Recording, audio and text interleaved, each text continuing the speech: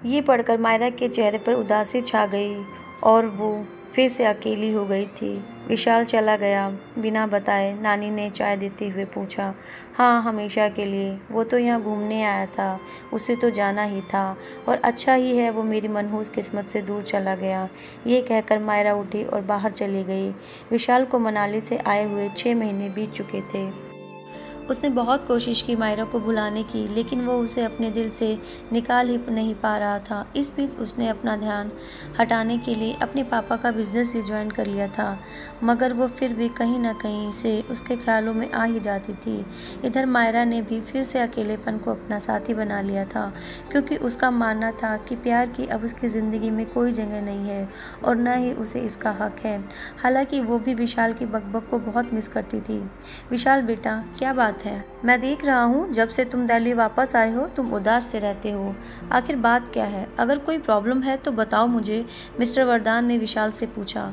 नहीं, ऐसी कोई बात नहीं है पापा, मैं तुम्हारा बाप हूँ, बचपन से जानता हूँ तुम्हें। जब तक घर को अपनी बातों से सिर पर ना उठा लो तुम्हें चैन नहीं आता, और आजकल तुम किसी से सही से बात भी नहीं कर रहे हो। देखो, जो कुछ भी है साफ साफ बताओ, क्योंकि छिपाने से कोई फायदा नहीं। ये सुनकर विशाल उनके गले लगकर रोने लगा और उन्हें सारी बात बता दी। ओह, अब समझ में आया, जनाब इश्क कर बैठे हैं। अरे लेकिन इसमें दुखी होने वाली कौन सी बात है? तुम्हें तो खुश होना चाहिए। लेकिन पापा, वो मुझसे प्यार नहीं करती। इनफैक्ट वो तो ये कहती है कि अब वो किसी से प्यार नहीं कर सकती। अब आप ही बताइए, ऐसे में मैं कैसे खुश हो सकता हूँ? बात तो सही है, मगर बेटा उसके ऐसे कहने के पीछे कोई बड़ी वजह हो सकती है। क्या तुमने कभी उससे पूछा? नहीं, दरअसल उसने शर्त रखी थी कि मैं उसकी पर्सनल लाइफ से जुड़ा कोई सवाल ना करूं। तो कोई बात नहीं, तुम फिक्र मत करो। तुम एक काम करो, वापस मनाली जाओ और उससे अपने दिल की बात बोल डालो, और अगर वो ना करे तो उससे उसकी न की वजह जानने की कोशिश करो। मुझे लगता है कि इतने सब के बाद वो तुम्हें ज़रूर बता देगी, और फिर क्या पता तुमसे दूर रहकर उसे अपना इरादा बदल लिया हो। तुम एक बार कदम आगे बढ़ाकर तो देखो, पापा ने उसे समझाया। थैंक्स डैड, आप दुनिया के सबसे अच्छे पापा हैं, उसने खुशी से कहा। अगले ही दिन विशाल मनाली जा पहुंचा। उसने होटल पहुंचकर मायरा को कॉल किया। हेलो मायरा, उसने हिचकिचाहट के साथ कहा। विशाल, इतने दिनों बाद? विशाल की आवाज़ सुनकर वो खुश भी थी और हैरान भी। विशाल ने मायरा से कहा कि मैं तुमसे मिलना चाहता हूँ, बस एक बार। तो क्या तुम प्लीज़? हाँ ज़रूर, लेकिन तुम इस वक्त हो कहाँ? मैं यहीं मनाली में हूँ। मनाली? तुम यहाँ कब आए? आज ही, और अब बस मैं तुमसे एक बार मिलना चाहता हूँ। ठीक है, बताओ कहाँ मिलना है? पुरानी लेक के पास, आज शाम को। मैं तुम्हारा इंतज़ार करूँगा। ठीक है। फ़ोन रखने के बाद विशाल को ऐसा लगा जैसे उसके दिल से कोई बोझ उतर गया हो, वरना अब तक तो उसे यही डर था कि मायरा उससे मिलना चाहेगी भी या नहीं। बहुत ही खूबसूरत नज़ारा था वहाँ का। सूरज लगभग डूब चुका था और हल्के हल्का छाया अंधेरा उस शाम को और भी रंगीन बना रहा था। उसने सब इंतज़ाम कर लिया था, बस अब देर थी उसके आने की। वो इंतज़ार करने लगा। अचानक उसके पीछे से आवाज़ आई, विशाल। विशाल ने पीछे मुड़कर देखा। वो आज हल्के आसमानी चूड़ीदार सूट में बेहद खूबसूरत लग रही थी, हवा में लहराते वही काले काले बाल। विशाल को लगा जैसे वो एक बार फिर यहीं अपना दिल खो बैठेगा। कहाँ खो गए? मायरा ने उसके सामने से अपना हाथ हिलाते हुए कहा। कहीं नहीं, बस यूं ही। तुम्हें यहाँ देखकर बहुत अच्छा लग रहा है, मायरा ने उसके गले लगते हुए कहा। वो दोनों इस तरह शायद पहली बार मिल रहे थे। उम्मीद तो मुझे भी नहीं थी कि मैं यहाँ आऊँगा, विशाल ने बोला, पर आ गए ना। हाँ, किस्मत हमें खींच ही लाती है। तुम बैठो ना, उसने उसे चेयर ऑफर करते हुए कहा। थैंक्स। वैसे पूछ सकती हूँ, इतने इंतज़ाम किस खुशी में? अरे नहीं, अब तुमसे मिलने से बढ़कर क्या हो सकता है? तुम इतनी खास दोस्त हो मेरी। हाँ ये तो है, लेकिन तुम उस दिन बिना बताए चले गए, इसके लिए मैं तुमसे बहुत नाराज़ हूँ।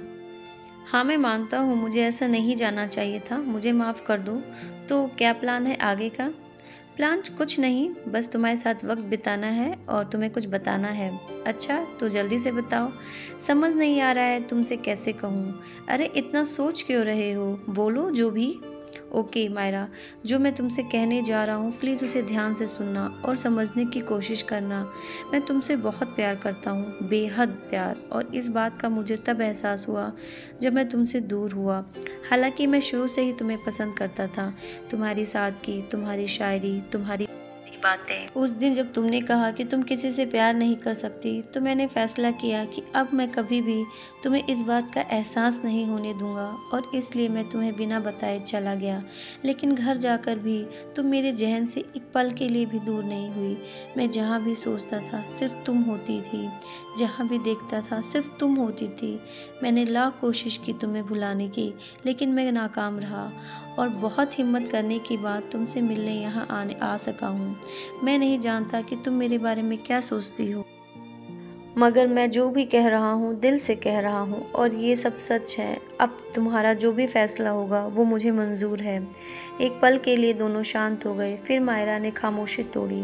विशाल, मैं तुम्हारे इस एहसास की इज्जत करती हूँ, क्योंकि अब मैं जानती हूँ कि तुम कितने अच्छे इंसान हो। तुमने कितनी बार बिना किसी रिश्ते के मेरी जान बचाई, और तुम जैसा दोस्त किस्मत वालों को मिलता है। मैंने तुम्हारे सामने शर्त रखी थी कि तुम मेरी ज़िंदगी से जुड़ा कोई सवाल नहीं पूछोगे, क्योंकि तब मुझे लगा था कि तुम भी और लड़कों की तरह सिर्फ टाइम पास करने आए हो। लेकिन अब जब मैं जानती हूँ कि तुम एक खूबसूरत दिल रखते हो, मुझे लगता है मुझे तुम्हें अपने इनकार की वजह बता देनी चाहिए। कैसी वजह? मायरा ने मुस्कुरा दिया। विहान, विहान था उसका नाम। कॉलेज का सबसे पॉपुलर और हैंडसम दिखने वाला लड़का। वो म्यूज़िक का स्टूडेंट था, और मैंने लिटरेचर में एडमिशन लिया था। ये बात आज से 5 साल पहले की है, जब मैंने दिल्ली के कॉलेज में ग्रेजुएशन के लिए कदम रखा। वो मुझसे 1 साल सीनियर था। जितना अच्छा वो दिखने में था, उतना ही अच्छा वो म्यूज़िक में भी।